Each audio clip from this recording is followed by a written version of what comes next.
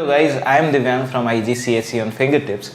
From this video, we are going to start a series of videos in which we are going to discuss some topics which are repeatedly asked in boards and which students find difficult to attempt. The first topic that we are taking up is basics of organic chemistry, right?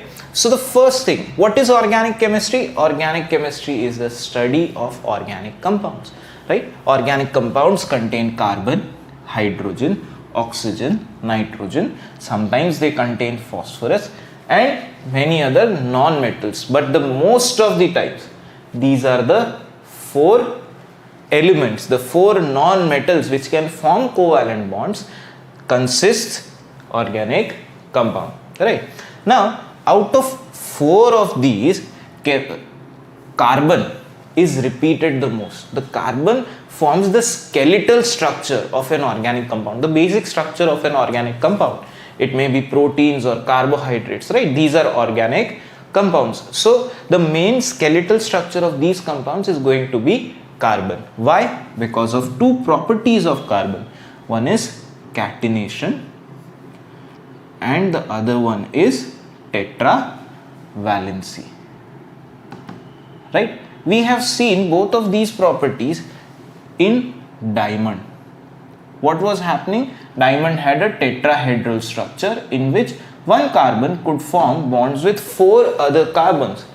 Carbon forming bond with carbon itself repeatedly is catenation. Carbon having four valency is tetravalency. So because of this reason, organic chemistry exists, right? Carbon is the main atom that forms a lot of compounds, and then hydrogen, oxygen and nitrogen are joined to this main skeletal structure formed by carbon, right?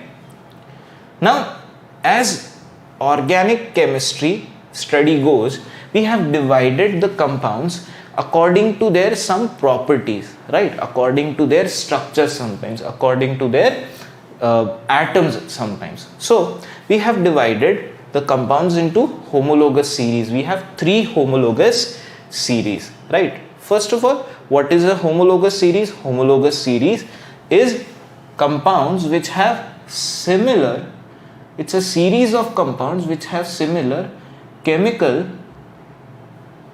and physical property, right?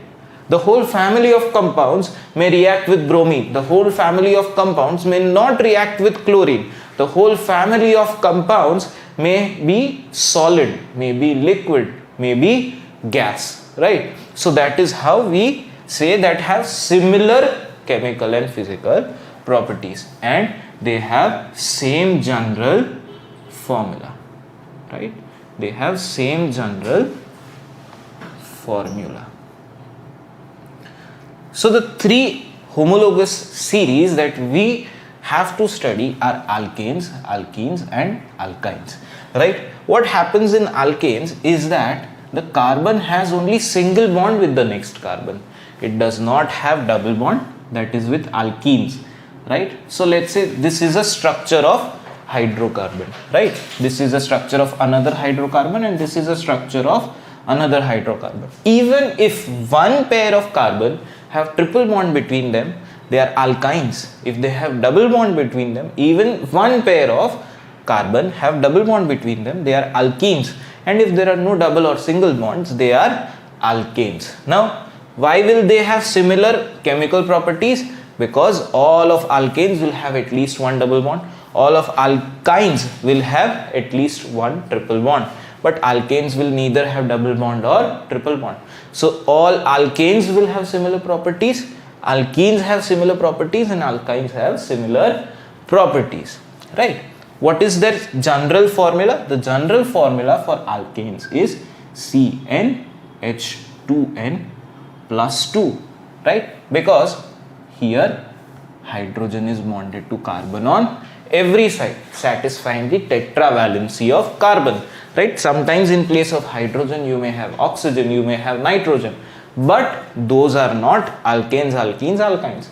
These three are hydrocarbons, right? The general formula for alkenes is CnH2n and for alkynes it's CnH H2N minus 2. So for example, if an alkane has one carbon, it means it has 4 hydrogen. The value of N becomes 1. So C1H4, right? But in case of alkenes and alkynes, there is a necessity that there must be double bonds or triple bonds between the two adjacent carbon, which is not possible if there is just one carbon. So we'll start this series with 2 carbon. So you have carbon 2 and hydrogen 4. C2H4 is the first alkene. This is the first alkane, and C1H4, CnH2n, and C2H2 is the first alkyne, right? These are the homologous series. Now let's get to the other classification of the hydrocarbon, that is functional group. What is a functional group? A functional group is an atom or group of atom that dictate chemical properties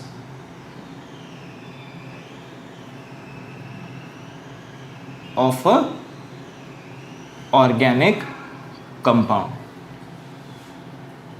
right? Of a organic compound. So what are halogens? Halogens are chlorine, bromine, fluorine and iodine. If in a hydrocarbon, in place of any hydrogen, if you have a chlorine, bromine, fluorine or iodine, then the chemical properties of an alkene, alkyne or alkane will be different from this halogen, right? The halogen will make the chemical properties different, and this will be the first one to react, right? That is why it's known as functional group. It dictates the chemical properties of a compound. Alcohol, right? Okay, by the way, halogens are denoted by the letter X. Okay. Alcohol is when OH group takes place of one of the hydrogen, right? Carboxylic acid, it has COOH group, and it's a carboxylic acid. Ketone is when carbon double bond oxygen, right? Any of the middle carbon is bonded doubly with the oxygen, right? Aldehyde is when the end carbon is double bonded with oxygen and hydrogen, like this. So these are some functional groups that we have to understand. We must know the name of these things, right? Which brings us to the next part of the discussion, naming and isomerism, right?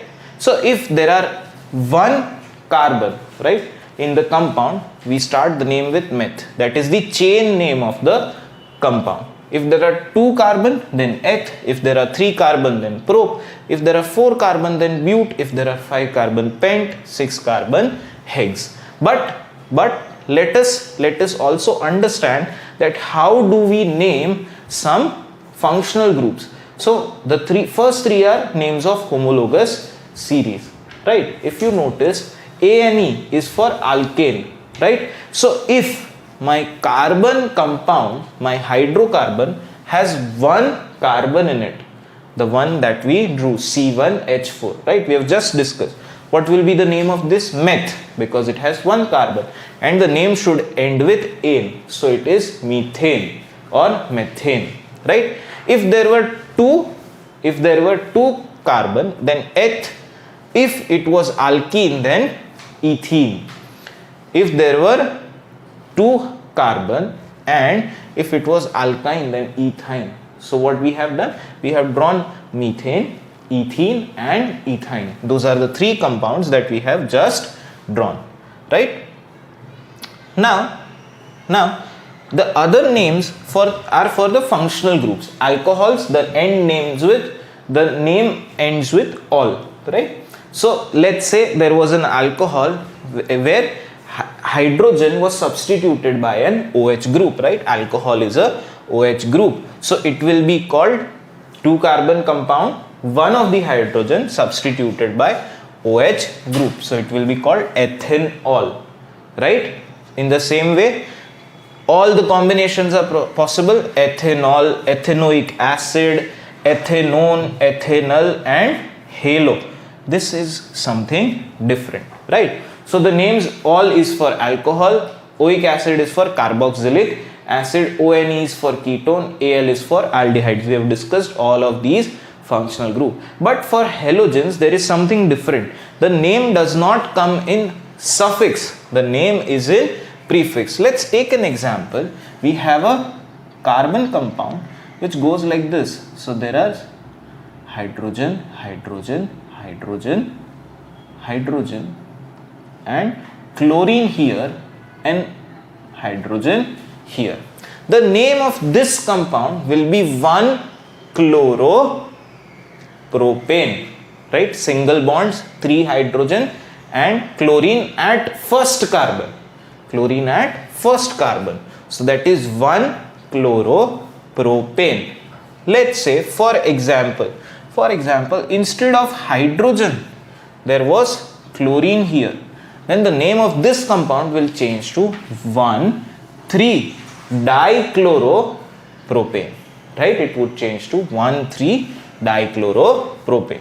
We are going to discuss naming and isomerism in the upcoming video. If you are interested, kindly write down in the comment box below. Thank you.